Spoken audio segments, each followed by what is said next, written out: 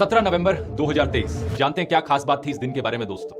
ये दिन पहली बार था जब धरती ने 2 डिग्री सेल्सियस का रिकॉर्ड तोड़ा। पहला दिन जब global average temperature 2 degree Celsius के ऊपर चला गया as compare to pre industrial levels. ये क्लाइमेट चेंज का एक बहुत बड़ा थ्रेशोल्ड था और अब 2023 इंसानों के इतिहास का हॉटेस्ट ईयर भी होने वाला है। लेकिन इसका मतलब ये नहीं है कि पेरिस क्लाइमेट एग्रीमेंट फेल हो गई, क्योंकि उस एग्रीमेंट का गोल था लॉन्ग टर्म एवरेज को 2 डिग्री सेल्सियस की राइज से नीचे रखना। अभी का जो long term average temperature rise है वो 1.2 डिग्री सेल्सियस है compare to pre industrial level. कुछ ही दिनों में 28वीं यूनाइटेड नेशंस क्लाइमेट कॉन्फ्रेंस शुरू होगी यूनाइटेड अरब एमिरेट्स में। इसे COP28 का नाम दिया जाता है। COP दुनिया की सुप्रीम डिसीजन मेकिंग बॉडी है क्लाइमेट चेंज के इशू को लेकर, जहां पर दुनिया भर के लीडर्स, कंपनीज, एनजीओ साथ में मिलकर स्ट्रेटेजीज बनाते हैं और एक्शन लेते हैं। COP28 एक्शन एजेंडा का मेन मकसद है लॉन्ग टर्म एवरेज राइज को 1.5 डिग्री सेल्सियस के नीचे रखना, और ये जो गोल है ये विद इन रीच रहे। यूएई का अपना टारगेट है कि ये देश कार्बन न्यूट्रल बन जाए साल 2050 तक। मोटे मोटे तौर पर बात यह है कि आने वाले सालों में क्लाइमेट चेंज को अंडर कंट्रोल रखने के लिए हमें बहुत सारा एक्टिविज्म और एक्शनिज्म करने की जरूरत है, और इसके लिए दुनिया के सभी देशों को, सभी लोगों को इनिशिएटिव उठाना पड़ेगा।